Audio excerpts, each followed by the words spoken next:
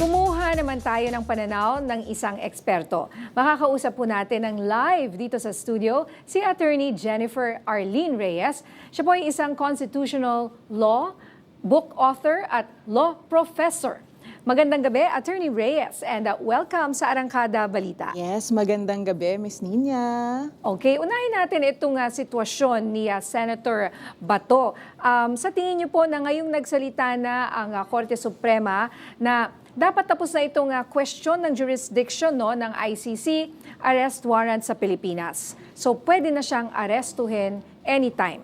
Definitely, Miss Nina, no? Kasi ang Korte Suprema, dahil dininay ang prayer ni Senator Bato for a temporary restraining order, walang basehan para ihinto pa ang pag-i-implement at pag-serve ng warrant of arrest kay Senator Bato. Kasi kapag ikaw ay humihingi ng temporary restraining order sa Korte Suprema, ibig sabihin nito, kailangan mong patunayan that you have a clear and unmistakable right na ini-invade at magkokos ito ng grave or irreparable damage or injury sa'yo. So kung dininay ito ng Korte Suprema, legal na legal at maaaring gawing legal basis or even legal leverage ng ating mga law enforcement authorities ang pagde-deny na ito ng TRO para i-implement na agad-agaran, forthwith, Dito ang warrant of arrest. You can apply that too, but parang hindi forthwith yung nangyari. Sa mga nakita natin na ayan na naman sila, di ba? Bagal na naman or kesyo. Binigyan pa nga ng protective custody. Oo. So, what about yung argument ng mga abogado ni Senator Bato na kailangan pa rin daw dumaan ito sa local courts or at least may approval ba or something like that para at sabi nila at kung meron ay isusuko raw nila ang kanilang kliyente. Para sa akin, walang legal basis yung sinasabi nila na kailangan pa ng probable cause ng isang local court or issuance ng warrant of arrest ng isang Philippine judge para ma-implement ang ICC warrant of arrest kay Senator Bato. Ang malinaw po, mayroon tayong Republic Act 9851 na nagsasabi na in the interest of justice, our relevant Philippine authorities ay pwedeng isuko ang isang suspect or akusado kung ang isang international court or tribunal gaya ng ICC sa kasong ito ay nag-iimbestiga na or pinoprosecute na ang isang tao in relation to crimes against humanity. Malinaw, may batas. Doon sa sinasabi nila na wala na tayo sa ICC, hindi na tayo miyembro. Hindi ibig sabihin na wala na tayong obligasyong makikooperate dahil nga po sa Republic Act 9851. At kailangan pong maintindihan ng mga kababayan natin na actually, ang pag-i-implement ng ICC warrant of arrest, walang jurisdiction ang hudikatura dito. Dahil po sa napakarami ng kasong dinesisyonan ng Korte Suprema, when it comes to international or foreign relations, gaya ng kasong ito, the President is the only or sole representative of the Philippines. So ang kapangyarihan po actually at ang mandato na i-implement ito ay hindi sa isang huwes, kundi sa presidente ng Pilipinas. Okay. At eto, medyo confusing din. Sinabi ng abogado ni Bato sa isang interview na pwede raw siyang tumanggap ng arrest warrant on behalf of his client as a legal counsel. Ano po ba ang sabi ng batas tungkol dito?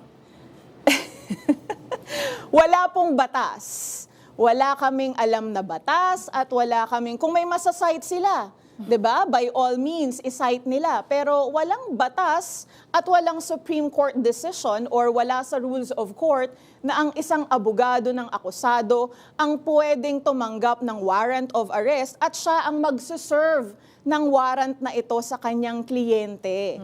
Ang role lamang po ng isang abogado when it comes to the implementation of a warrant of arrest ay kung gustong voluntaryong sumuko ng akusado. Doon, makikipag-coordinate sa mga otoridad ang abogado. So inuulit ko, walang batas na nagsasabi na pwedeng mag-serve ng warrant of arrest ang abogado sa kanyang kliyente. Baka gusto niya siya na rin yung pumunta sa The Hague at magpakulong na rin doon, ano? Pwede din naman. Pwede kung gusto Kung gusto niya. Anyway, puntahan naman natin itong impeachment trial. No? Isa ngayon sa tungkulin ng Senado, attorney, ay yung impeachment nga kay VP Sara. May epekto ba sa credibility ng senator judges yung pagkakasangkot ng ilan sa kanila sa flood control at iba pang issue? Di ba may mga kaso ngayon, kagaya po ni Senator Jinggoy na inirecommend ang kasuhan ng plunder. Well, to give them the benefit of the doubt, no, to be fair, para sa akin, wala namang kinalaman yung kanilang mga involvement di umano sa flood control scandals or iba pang mga krimen sa kanilang pagiging huwes dito sa impeachment trial na ito. And of course, they are presumed innocent, right? Until proven guilty. Yun nga lamang, pwede kasing magkaroon ng perception ang taong bayan na in the end, nakadepende yung desisyon nila kung sakaling nagdesisyon sila. This is hypothetical, okay? Kunwari ay nagdesisyon sila na i-convict si VP Sara Duterte kahit wala namang ebidensya against VP Duterte, di ba? Pwedeng maging perception na naging bargaining tool ba yung kanilang mga involvement sa flood control scandal to save themselves? Oo. So yun ang kahalagahan na kailangan bantayan ng taong bayan kung paano nila dedesisyonan itong impeachment trial ni VP Duterte. Ayun. Ako, ang dami pa natin gusto itanong. Siguro last na, meron kang soundbite na something like, sinabi mo raw to Attorney Jenny, hindi nyo ipinagkibit na sabihin na dapat mahiya sa taong bayan ang mga senador. Of Meron bang course. particular senator? Lahat ba? Lahat ba sila, Attorney? Well, bato-bato sa langit, tamaan. Huwag magalit. Oo. All right. Well, at the end of the day, it's a numbers game. So, ano ba ang inyong, sa totoo lang, how do you feel about this? Because a lot of people pag nakita mo yung numbers and what's going on now, ay wala na yan, hindi na mako-convict si VP Sara. Well, at the end of the day, again, of course, it's still a numbers game, right? But to give them the benefit of the doubt, ito naman ay sa both parties or both sides. Hindi lang sa majority, pero ganun din sa minority. I hope they will be guided by their conscience. Kung yung ilan sa kanila ay may natitira pang konsensya, di ba? I hope you will be guided by your conscience that the Constitution mandates you to be impartial dito sa impeachment trial. Ang pinagsisilbihan nyo dito, dapat ang mga Pilipino, hindi isang particular person or color. And this goes not just to the majority bloc, but also to the minority bloc.